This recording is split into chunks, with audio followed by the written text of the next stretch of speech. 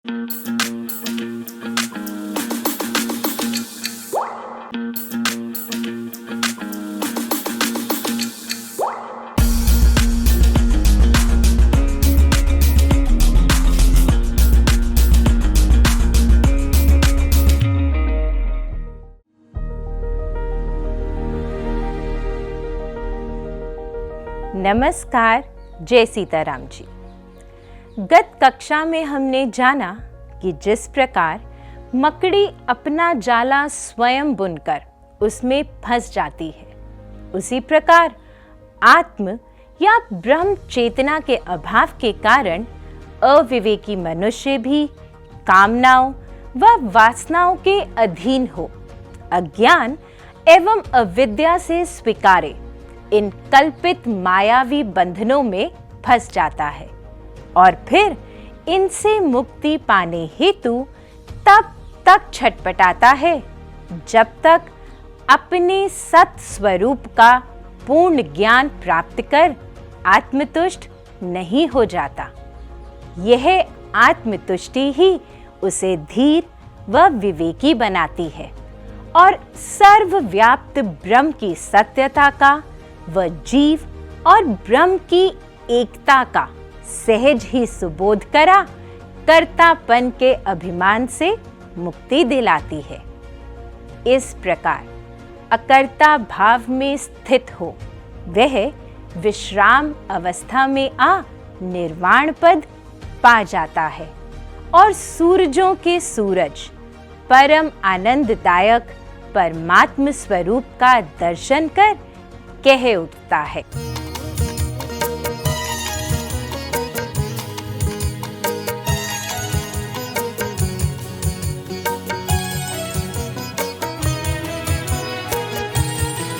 बिन सूरजों सूरज जगे जगमग जगे जगे एक।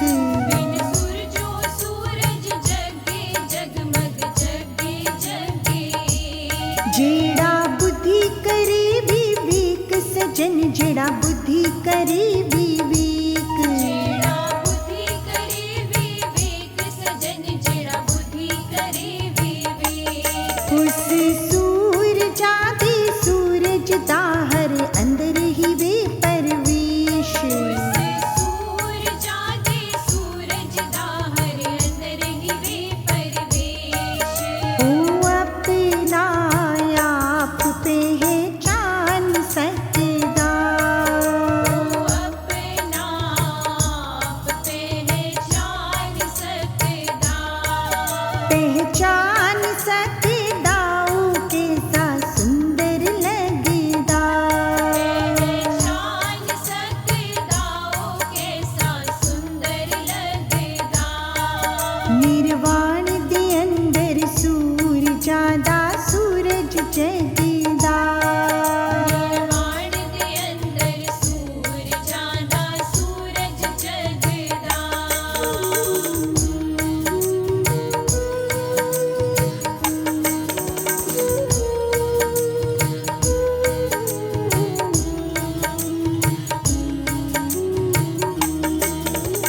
सूरजा दा सूरज चढ़िया होया है हमीश। सूरजा दा सूरज चढ़िया होया है हमेश। ओही सज्जन देख सकदा है जेड़ा सबनू समझी एक। कोई सज्जन देख सकदा है जेड़ा सबनू समझे एक। जेड़ा सबनू समझे एक ओदी बुद्धि हो गई सुचेत। जेड़ा समझे सबनू एक ओदी बुद्धि हो गई सुचेत। ओ बिन सूरजा दे सूरज नू सुजान सकदा।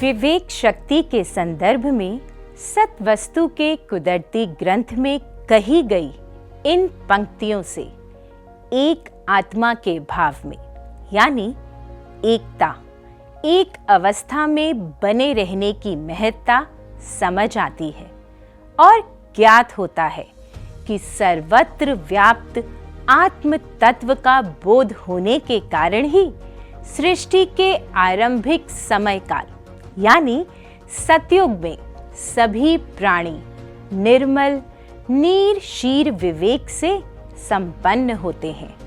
इसलिए उन निष्कामियों के मन में संकल्प जागृत नहीं होता और वे संभावी बिना जप तप व संयम के ही अपनी मानसिकता को स्थिर, जिह्वा को स्वतंत्र, दृष्टि को कंचन, वृत्ति स्मृति बुद्धि व भाव स्वभाव रूपी ताणे बाणे को निर्मल तथा हृदय को सचखंड रखते हुए परस्पर सज्जन भाव का व्यवहार करने में सक्षम होते हैं।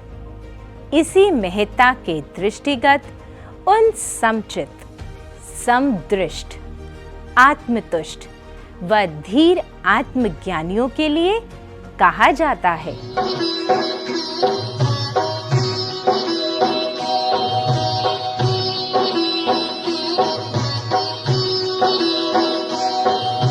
सत्वस्तु निर्मल बुद्धि उच्च बुद्धि कहाई, निर्मल बुद्धि निर्मल वाणी पवित्र रचना दिखाई, साजन जी पवित्र रचना दिखाई। सत्वस्तु निर्मल बुद्धि उच्च बुद्धि कहाई, निर्मल बुद्धि निर्मल वाणी पवित्र रचना दिखाई, साजन जी पवित्र रचना दिखाई।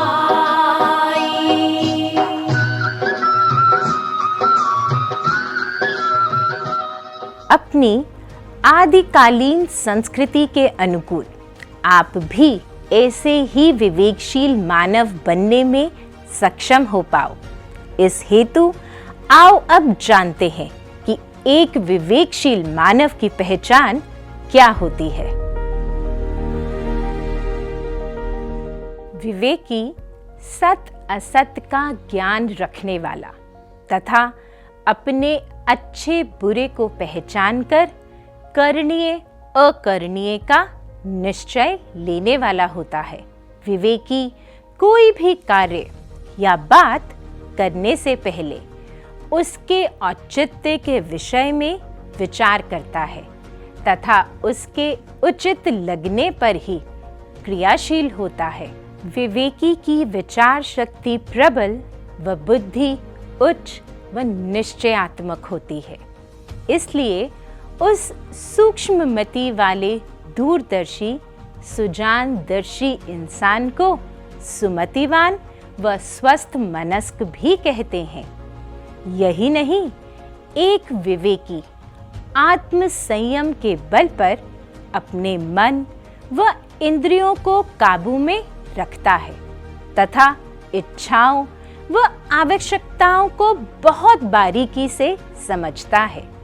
इसीलिए उसके अंदर कभी भी क्षणिक वस्तुओं को देखकर उसका भोग करने की अनौचित्यपूर्ण रुचि नहीं पनपती और वह हर हाल में सुखानंद की प्रतीति करता हुआ संतोषमय बना रहता है।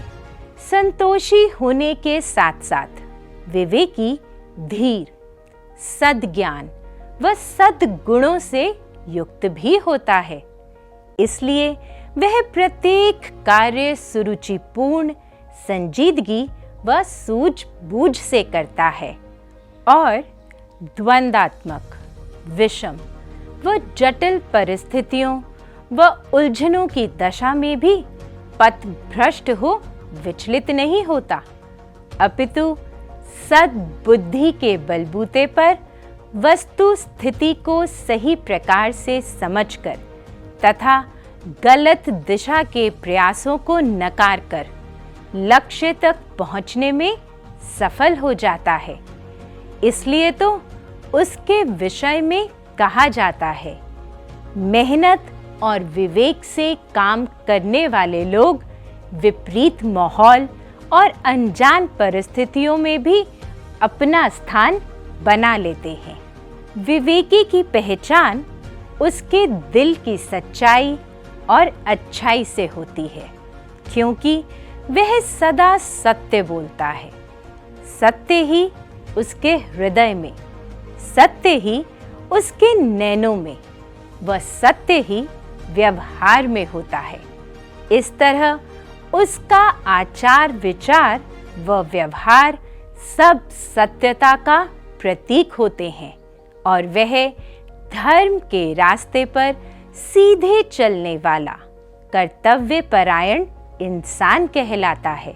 विवेकी दूसरों की निष्काम भाव से मदद करने वाला, प्राणी मात्र के प्रति दया और करुणा से परिपूर्ण सज्जन दृष्टि रखने वाला, निर्भीक और ईमानदार, परोपकार प्रवृत्ति इंसान होता है। आप भी ऐसा इंसान बनने हेतु जानो।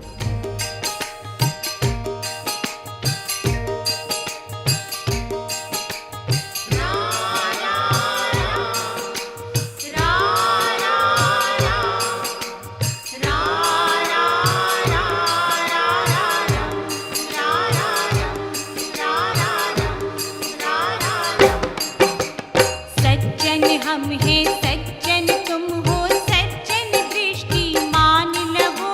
सज्जन हम हैं सज्जन तुम हो, सज्जन दृष्टि मान लवो। सज्जन मानो सज्जन जानो, सज्जन बुद्धि पहचान लवो। सज्जन मानो सज्जन जानो, सज्जन बुद्धि पहचान लवो। सज्जन बुद्धि पहचानो, सकूल खुलिया जे ओ, सकूल खुलिया। विवेकी की दृष्टि परखने वाली होती है, इसीलिए वह नानत्व पदार्थों की अनेकता के पीछे छिपे एकता के रहस्य की सहज ही परख, सत्य यथार्थ तत्व का ग्रहण करने में सक्षम हो जाता है और विवेकज ज्ञान यानी अंतर्दृष्टि, आत्म अनुभूति के द्वारा आत्मा परमात्मा के संबंध में ब्रह्म ज्ञान प्राप्त कर विशेष बुद्धि वाला प्रज्ञावान इंसान कहलाता है। इसके अतिरिक्त सुख दुख में सम रहने वाला विवेकी गंभीर, क्षमाशील और प्रशांत प्रकृति वाला उदारचित, पुण्यवान, संस्कारवान इंसान होता है, जो सदा प्रसन्न रहता है और दूसरों के उकसावे में आकर या अकारण कभी क्रोध नहीं करता और ना ही किसी से बदला लेने की सोच रखता है। इसलिए उसकी जिह्वा स्वतंत्र, संकल्प स्वच्छ, दृष्टि कंचन, वृत्ति स्मृति, बुद्धि व भाव स्वभाव रूपी बाणा निर्मल, हृदय सचखंड तथा ख्याल अफुर बना रहता है और वह व्यक्तिगत, पारिवारिक व सामाजिक उत्थान में सहायक होता है। विवेकी सच धर्म की भक्ति करता है, यानी समभाव समदृष्टि की युक्ति का अनुशीलन करते हुए सज्जन भाव का वर्ताव करता है। इस प्रकार सदाचरण ही उसकी नैतिक पूंजी होती है और शांति और तेज उसमें सदा विद्यमान रहता है।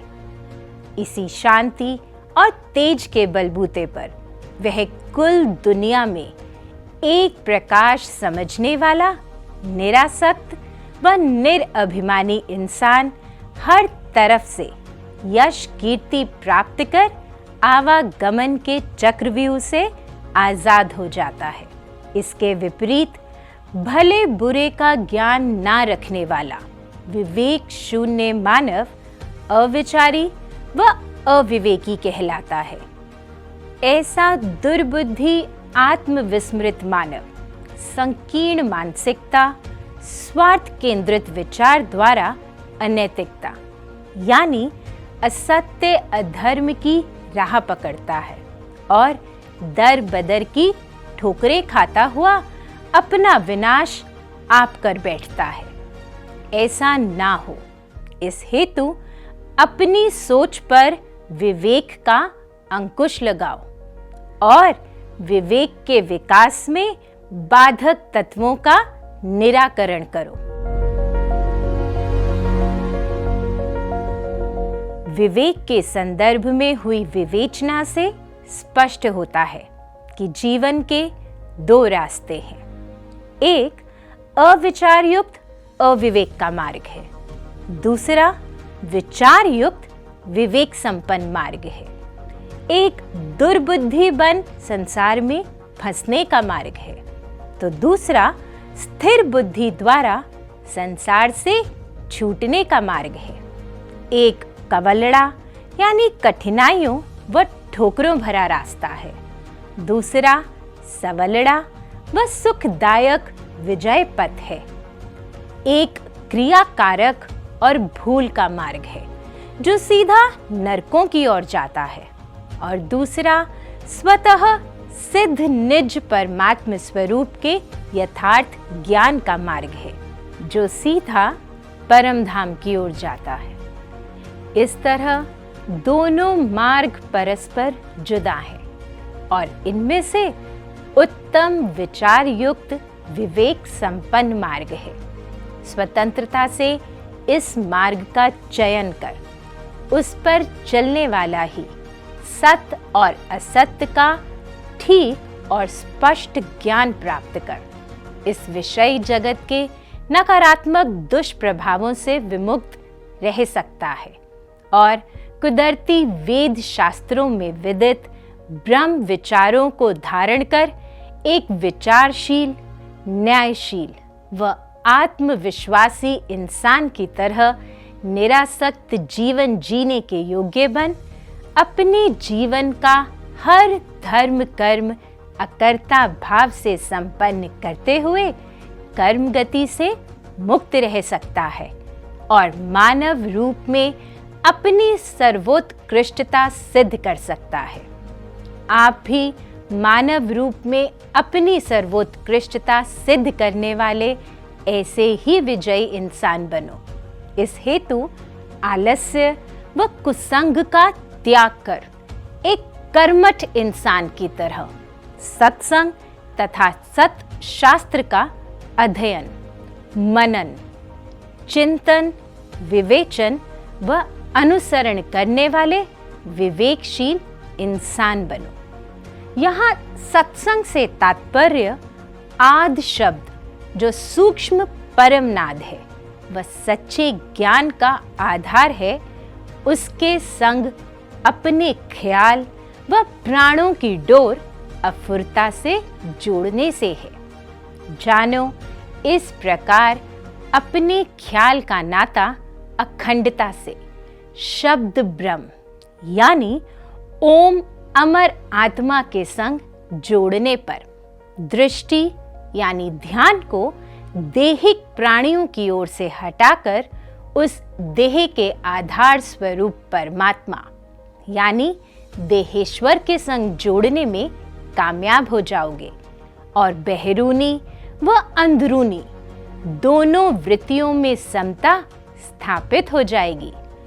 समता स्थापित हो गई तो हृदय निहित सत वस्तु उजागर हो जाएगी और जीवन युग सज्जन युग बन जाएगा।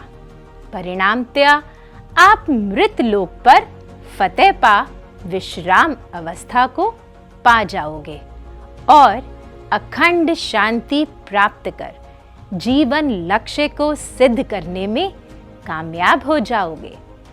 आप सभी इसी जीवन काल में ऐसा करने में कामयाब हों। इन्हीं शुभकामनाओं के साथ नमस्कार। जय सीताराम जी।